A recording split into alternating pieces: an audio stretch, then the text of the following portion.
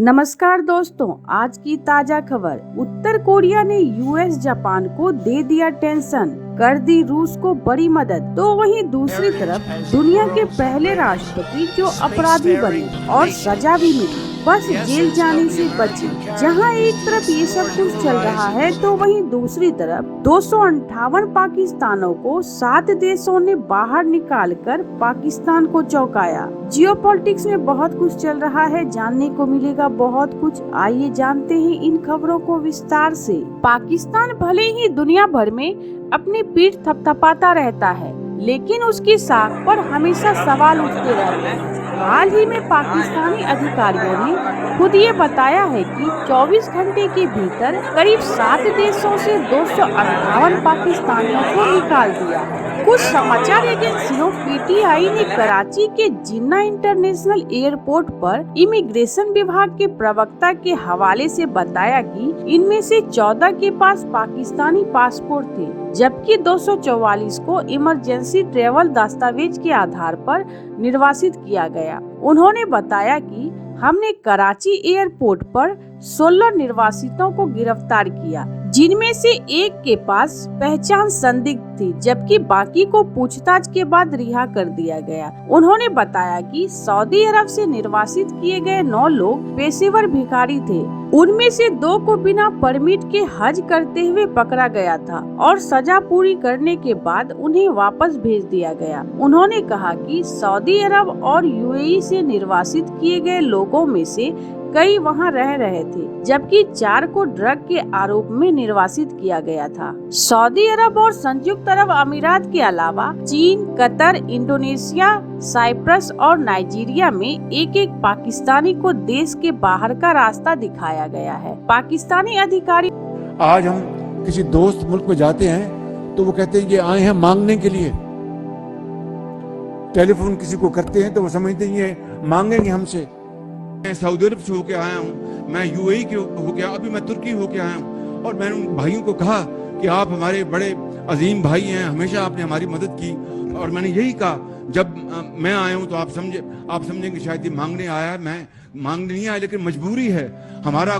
जिस तरह माजी में 75 साल में आपने हमारा हाथ बटाया है, कुछ अर्सा आप हाथ बटा दें। तो मैंने कहा मैं देखें कि beggars can't be choosers. Please understand that. Beggars can't be choosers. Please understand that.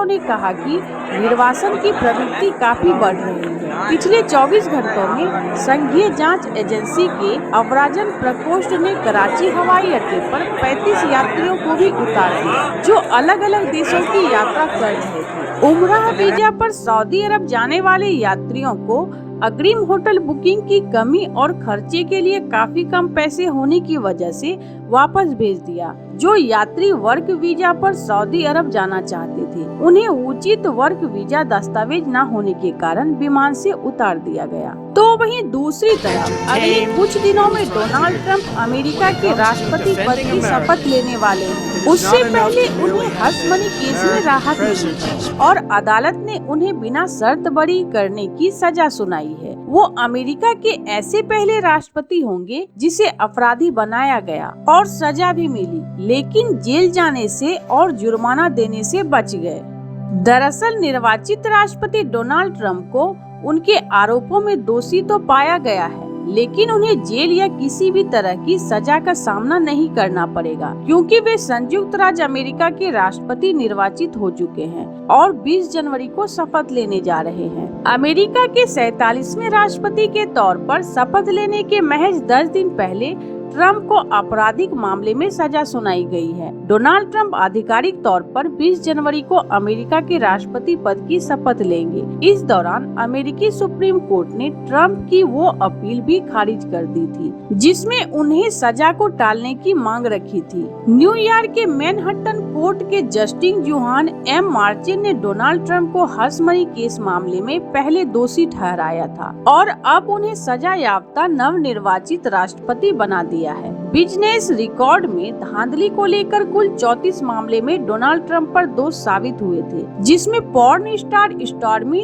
Daniels को चुप रहने के लिए पैसे देने का मामला शामिल है और इन लेन देन को अपने बिजनेस रिकॉर्ड में छिपाने का आरोप ट्रंप पर लगा है। हालांकि ट्रंप हमेशा से ही इस सभी आरोपों को खारिज करते रहे हैं। दरअसल साल 2016 में डोनाल्ड ट्रंप जब राष्ट्रपति पद के उम्मीदवार बने और चुनावी मैदान में उतरे तो पॉर्न स्टार स्टॉर्मी डेनियल्स ने ट्रंप के साथ अपने निजी संबंधों को लेकर सार्वजनिक तौर पर बोलना शुरू कर दिया था, जिसका सीधा असर ट्रंप के चुनावी कैंपेन पर पड़ता नजर आ रहा था। ट्रंप पर उस समय आरोप लगा था कि साल 2006 ट्रंप और स्टॉर्मी डेनियल्स अमेरिका के नेवादा में एक होटल में मिले थे। उस समय ट्रंप 60 साल के थे और डेनियल्स महज 27 साल की थी। 2006 की इसी मुलाकात को लेकर अमेरिका में 2016 की शुरुआत में तरह तरह के सवाल खड़े हो रहे थे। ट्रंप के खिलाफ मुकदमा चलाने वाले अभियोजन पक्ष ने दावा किया कि ट्रंप ने अपने पुराने दोस्त माइकल कोहेन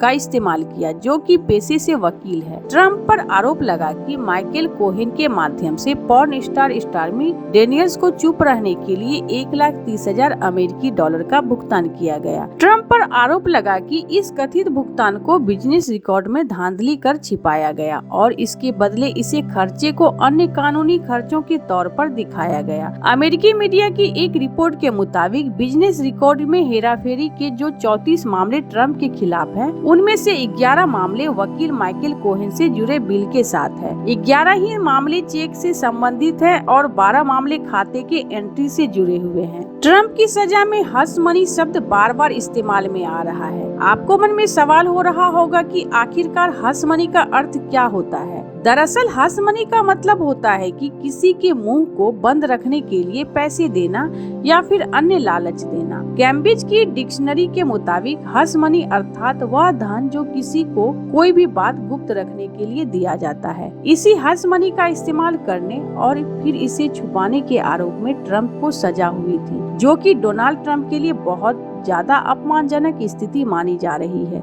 हालांकि ट्रंप के सामने सजा के खिलाफ अपील करने का मौका अभी भी रहेगा, लेकिन इसमें कुछ महीने या साल भर का समय भी लग सकता है। जस्टिस मार्चिन के फैसले के खिलाफ ट्रंप सबसे पहले मैनहट्टन कोर्ट के अपील डिवीजन में सजा के खिलाफ याचिका दायर कर सकते हैं और फिर उसके बाद एल्बने कोर्ट ऑफ अपील में रिव्यू फाइल कर सकते हैं। लेकिन एक बात तो यह साफ है कि राष्ट्रपति बनने के बाद भी शायद ट्रंप खुद से जुड़े केस में खुद को माफ कर पाए, क्योंकि हश मनी का केस स्टेट ऑफ न्यूयॉर्क बनाम डोनाल्ड जो ट्रंप है, न कि यह अमेरिका की फेडरल सरकार की ओर से जो फाइल किया गया है। आमतौर पर अमेरिकी कानून के मुताबिक इस तरह के केस में 4 साल की सजा का प्रावधान है, लेकिन ट्रंप को जेल जाने से राहत मिली है। इसके पीछे की वजह उनका राष्ट्रपति चुनाव जीतना बताया जा रहा है। जहां एक तरफ ये सब कुछ चल रहा है तो वहीं दूसरी तरफ उत्तर कोरिया ने इसी हफ्ते मध्यम दूरी की एक हाइपरसोनिक बैलिस्टिक मिसाइल का परीक्षण किया है। इससे उत्तर कोरिया के तानाशाह किम जोंग उन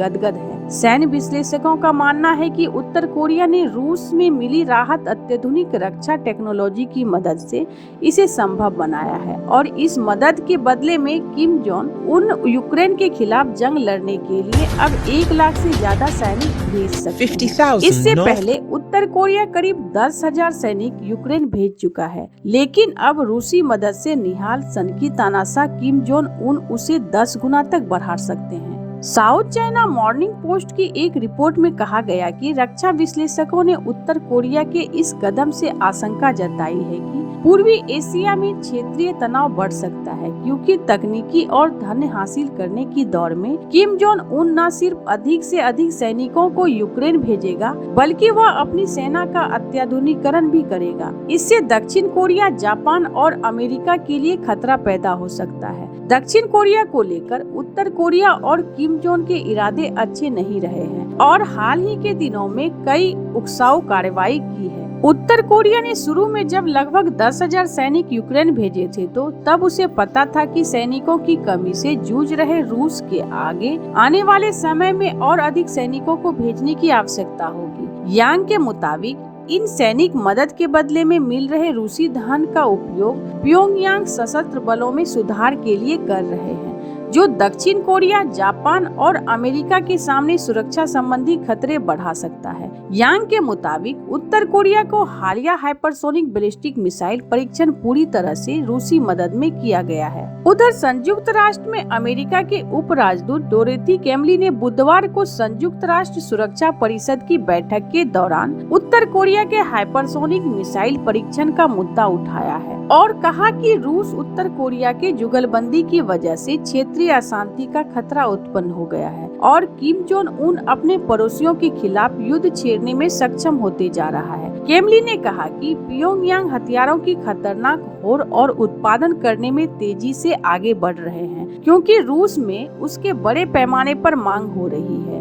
इसमें हजारों टैंक और बख्तरबंद वाहन भी शामिल हैं क्योंकि यूक्रेन से जंग लड़ रहे रूस में इसकी कमी हो चुकी है। मॉस्को को प्योंगयांग इसे सप्लाई कर रहा है। इसके बदले में मिल रहे धन का उपयोग भी उत्तर कोरिया अपने पड़ोसियों के खिलाफ शत्रुता के लिए कर रहा है। ऐसे इन सब मामलों में आपको क्या लगता है? आपकी क्या राय है? कमेंट कर जरूर बताएं। जल्द मिलते हैं अगले वीडियो में नई खबर के साथ।